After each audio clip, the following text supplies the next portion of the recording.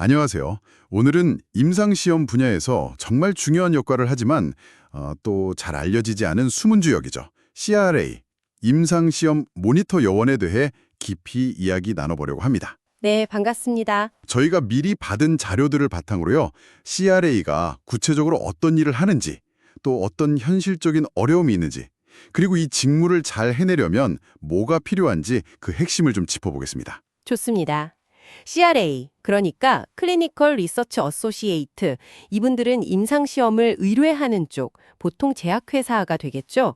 그 의뢰자를 대신해서요, 임상시험이 계획대로 잘 진행되는지, 또 KGCP 같은 관련 규정이나 회사 내부의 표준 운영 절차, SOP라고 하죠.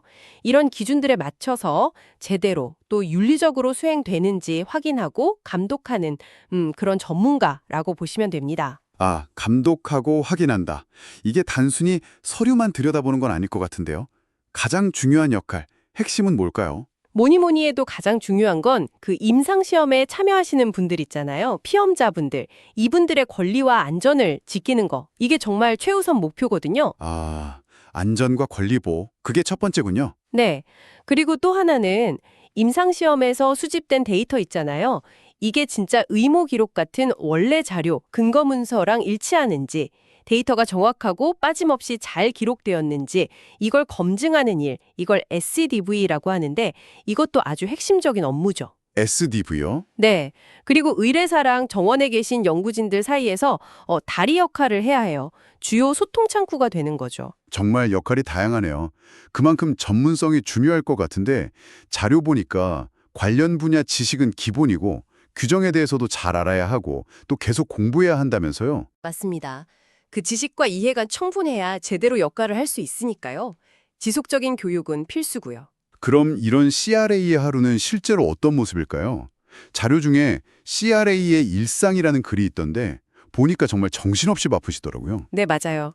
아침에 출근하면 일단 쌓여있는 메일 확인하고 문서 정리부터 시작하는 경우가 많고요. 그러다 보면 연구 코디네이터, CRC 선생님들한테서 갑자기 전화가 와요. 아, 갑자기요? 어떤 문의들이 주로 오나요?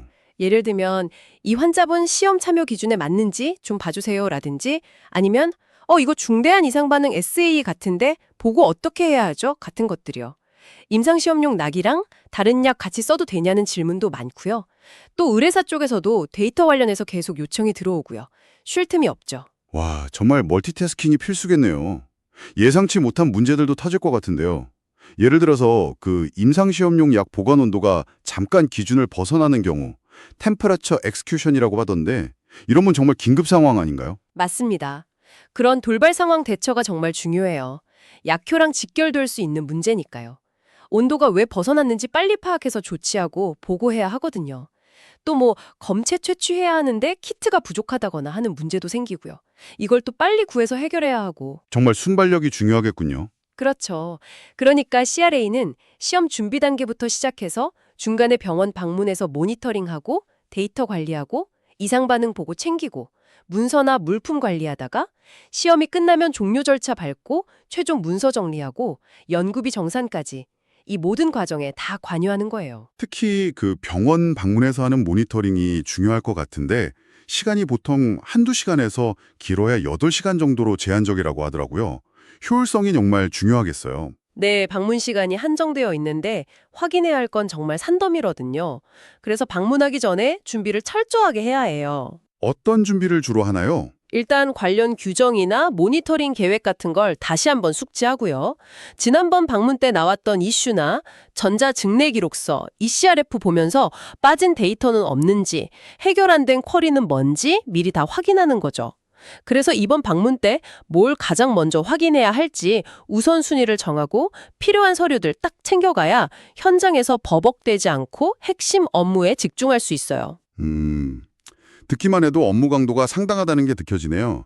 그래서 그런지 CRA 분들이 겪는 어려움이나 퇴사 이유에 대한 이야기도 자료에 꽤 있었어요. 번아웃 문제가 심각하다고요. 네, 그게 가장 큰 이유 중 하나로 많이 꼽히죠. 출장도 잦고 처리해야 할 문서 업무는 끝이 없고 또 의뢰사 쪽, 병원 쪽 양쪽이랑 계속 소통하고 조율해야 하잖아요. 이런 것들 때문에 신체적으로나 정신적으로 소진되는 경우가 많아요. 중간에서 오는 스트레스도 클 것 같고요. 맞아요. 위에서는 상사의 지시, 아래서는 병원과의 관계에서 오는 압박감, 가끔은 너무 세세하게 관리하는 마이크로 매니징 때문에 더 힘들어 하기도 하고요.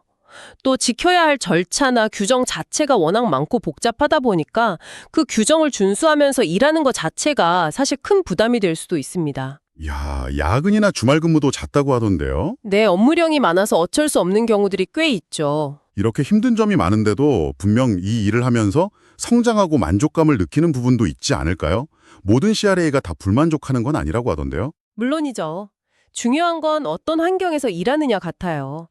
회사의 문화나 팀 분위기, 원격 근무가 가능한지 같은 것들이 자신과 잘 맞으면 충분히 만족하면서 일할 수 있거든요. 그래서 때로는 이직이 긍정적인 전환점이 되기도 하고요. 아, 환경이 정말 중요하군요. 네. 특히 신입 CRA에게는 체계적인 교육 시스템이나 선배들의 멘토링이 정말 큰 도움이 되고요. 이런 지원이 잘 되어 있는 곳에서는 훨씬 수월하게 적응하고 성장할 수 있죠. 그럼 성공적인 CRA가 되려면 어떤 자질이 필요할까요? 여러 자료에서 공통적으로 언급되는 것들을 보면 꼼꼼함, 책임감은 기본인 것 같고 뛰어난 소통 능력, 그리고 문제 해결 능력, 또 복잡한 규정이나 가이드라인을 계속 배우고 적용하는 능력, 이런 것들이 중요해 보입니다. 정확하게 보셨습니다. 그런 자질들이 꼭 필요하죠. 힘든 만큼 임상시험의 A부터 Z까지 정말 깊이 있게 배울 수 있거든요. 그래서 제약 바이오 분야에서 커리어를 시작하거나 넓혀가려는 분들에게는 아주 좋은 발판이 될 수 있다는 의견도 분명히 있습니다. 네, 오늘 CRA라는 직무에 대해서 정말 깊이 있게 알아봤습니다. 임상시험의 퀄리티와 윤리를 지키는 최전선에 있는 아주 중요하고 전문적인 역할이지만 동시에 높은 업무 강도와 스트레스도 감수해야 하는 그런 직업이라는 걸 다시 한번 확인했네요. 네, 맞습니다. 정리해보면 전문성 외에도 자신에게 맞는 환경을 찾아가는 노력, 그리고 끊임없이 배우려는 자세, 마지막으로 어려움을 딛고 일어서는 그런 강한 회복 탄력성, 이런 것들이 성공적인 CRA 커리어를 위해 꼭 필요하다고 할 수 있겠습니다. 자, 오늘 이야기를 마무리하면서 이 질문을 한번 던져보고 싶습니다. 여러분이 생각하시기에 CRA로서 오랫동안 성공적으로 일하고 또 만족감을 느끼기 위해서 여러 중요한 자질들 중에 단 하나, 가장 중요한 것을 꼽는다면 무엇일까요? 한번 각자 생각해 보시면 좋겠습니다.